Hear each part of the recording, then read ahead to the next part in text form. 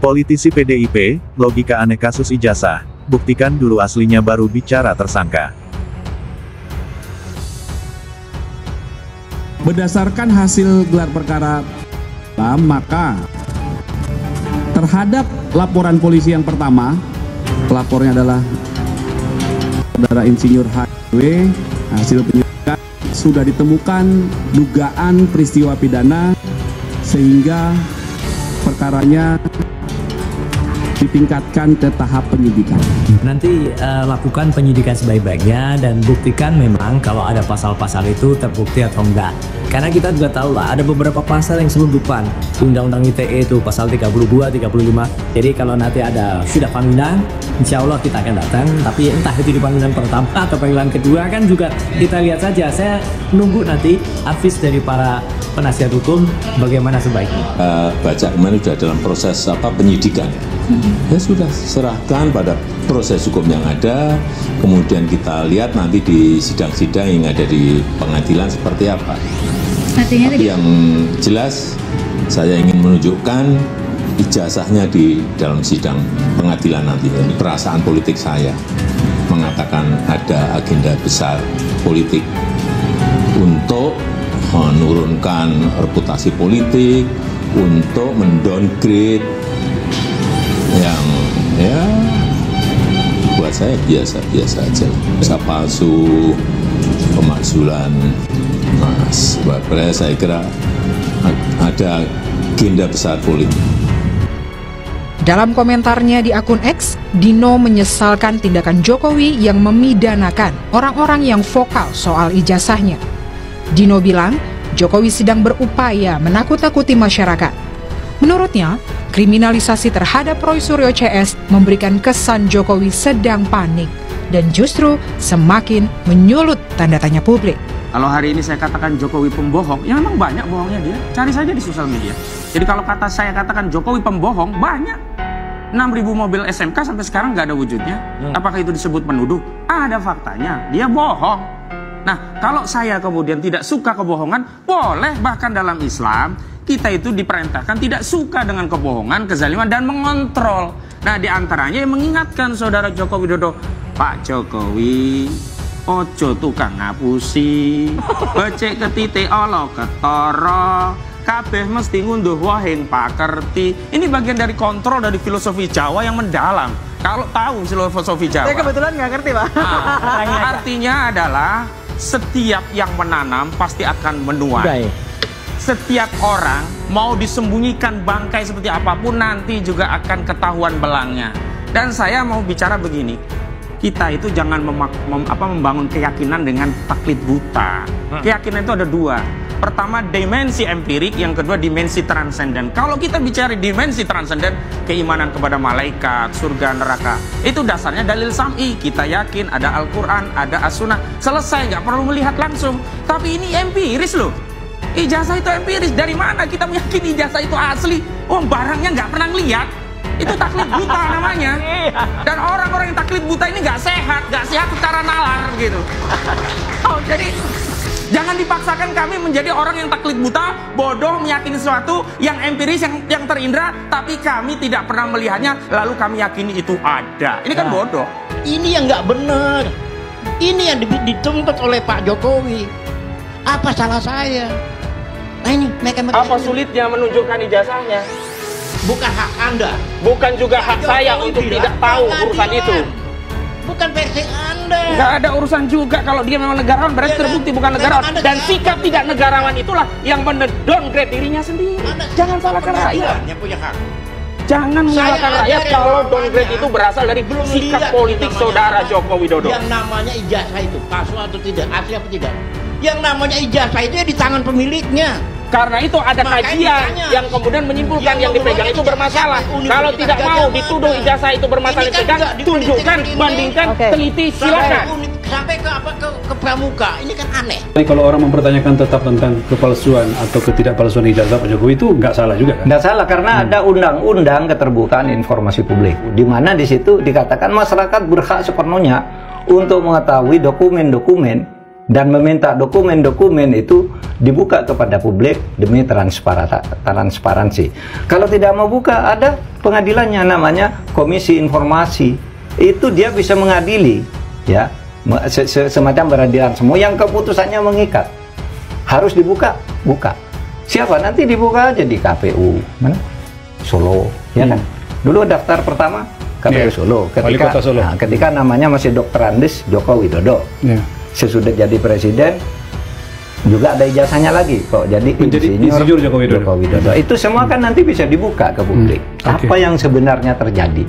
UGM sudah mengatakan ijazahnya asli, itu yang pertama.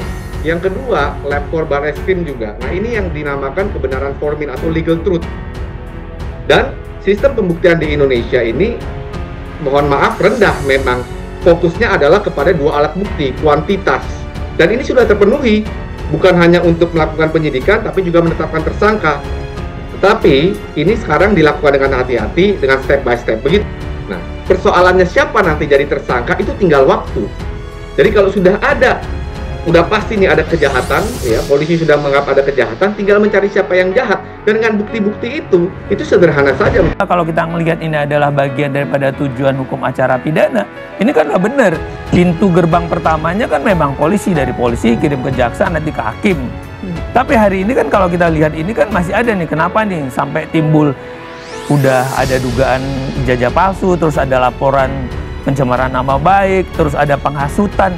Ini kan berawal kan sebenarnya adalah berawal dari ya sok lah tinggal tunjukin ini aja gitu loh, nggak usah kita sampai ke polisi dan berlarut-larut seperti ini. Jadi Pak Suryo, ini loh Pak Suryo, ini ijazah saya, apanya lagi yang kurang nih, datangin nih kampus saya, dekannya dengan langsung bilang ini loh, bahwa mahasiswa saya ini saya lepas karena memang sudah memenuhi persyaratan. Ini loh semester 1-nya, 2-nya, dosen pembimbingnya ini, dosen walinya ini, segala. Dan itu apalagi di tahun-tahun yang untuk angkatannya Pak Jokowi itu nggak banyak orang yang menjadi mahasiswa, apalagi UGM. Pasti bangga banget gitu loh. Semua orang di warga kampung, warga komunitas segala macam pasti tahu, loh gue cah UGM loh, apik loh wongnya, gitu loh, pinter loh wongnya, gitu loh. Itu kan udah pasti gitu loh. Jadi kenapa nggak dengan bangga untuk kita membuka secara terus terang. Jadi saya kira kembali kepada yang mau dicari dalam hukum acara pidana, karena memang kita sudah masuknya ke polisi dalam konteks penyelidikan hari ini adalah kebenaran material untuk mengetahui apakah faktanya itu benar-benar terjadi atau tidak, gitu loh. Jadi tolong lihat pada tempus dan lokusnya. Tempusnya waktu apa? Waktu perbuatan itu dilakukan. Coba. Kedua, waktu perbuatan itu selesai kapan? Karena ada jeda waktu kan, ijazah ini baru muncul seolah-olah Pak Jokowi pada waktu menjabat. Waktu Pak Jokowi nggak ada apa-apa, nggak ada yang nyenggol-nyenggol juga, gitu loh. Jadi kenapa nih? Kan kita mau tahu nih ada apa, apakah memang, ya nggak tahu kita apakah motif di luar non yuridis, ya wallahualam masing-masing tahu. Tapi harus polisi melihat waktu perbuatan itu dilakukan kapan. Terhadap perbuatan. Kedua, waktu perbuatan itu selesainya kapan. Kedua, waktu akibat dari perbuatan itu. Jadi akan tahu kalau memang ini sendiri bisa jadi ada delik penyertaan. Nggak mungkin Pak, kalaupun itu katakanlah keliru, tapi kalaupun ini benar, ya apapun itu ya harus kita sampaikan. Yuk maju ke depan, meluruskan dan berani. Jadi terkonek ini kita biasa untuk terkoreksi dan sisipkan untuk kritik dan kritis, jangan alergi kritik. Indonesia ditetapkan statusnya ini sebuah riset yang menunjukkan bahwa Indonesia itu dari sisi akademis itu ya ini paling tidak bisa dipertanggungjawabkan, nggak dipercaya tingkat kejujuran akademisnya.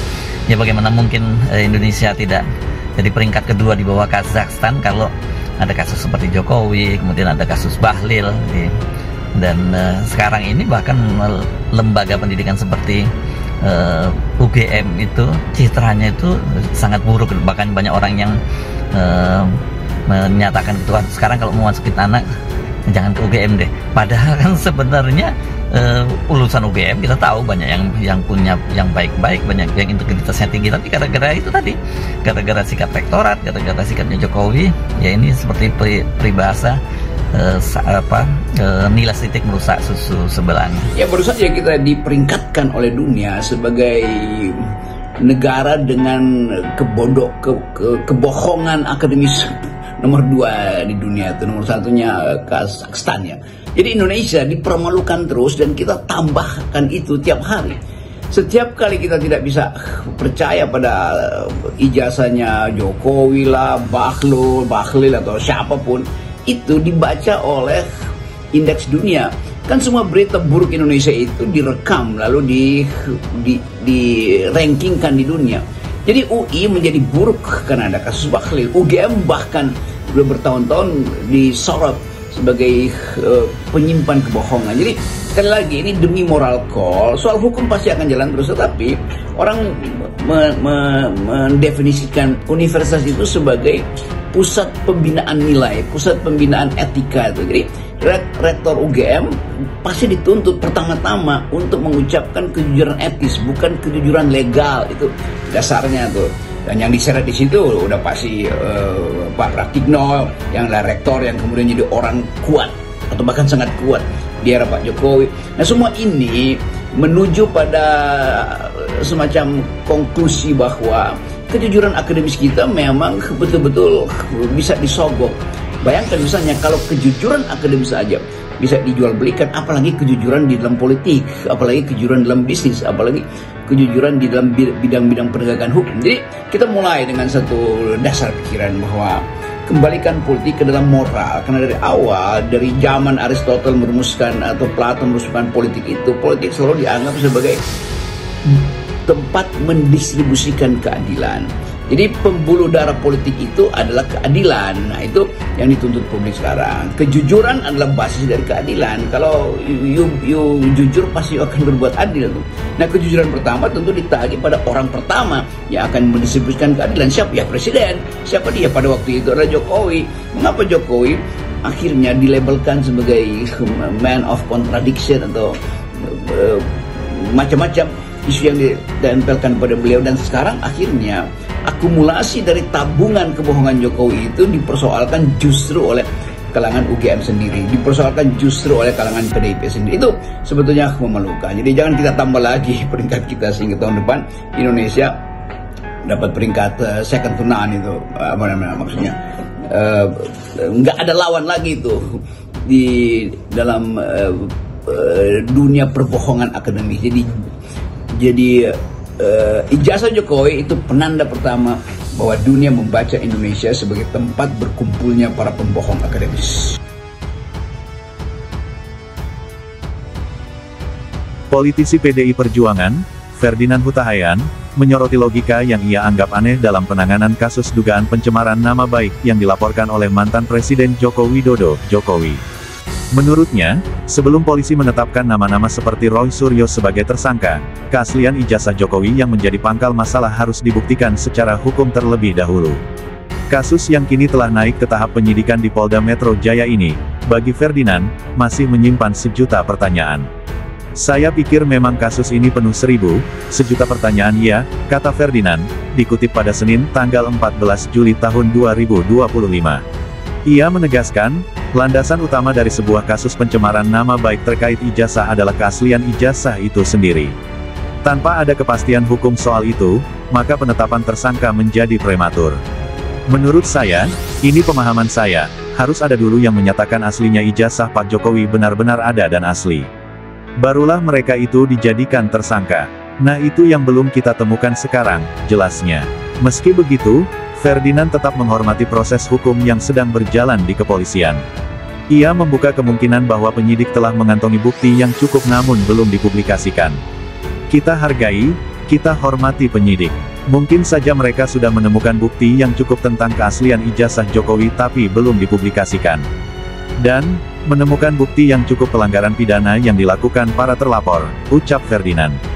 Agar tidak menjadi polemik liar yang tak berkesudahan, Ferdinand justru mendorong para terlapor, seperti Roy Suryo, Rismon Sianipar, dan Dr. Tifa, untuk mendesak agar kasus ini segera dilimpahkan ke pengadilan. Menurut saya, justru Roy Suryo, Rismon, Dr. Tifa, dan lain-lain, segera saja meminta kasus ini dibawa ke persidangan, pengadilan.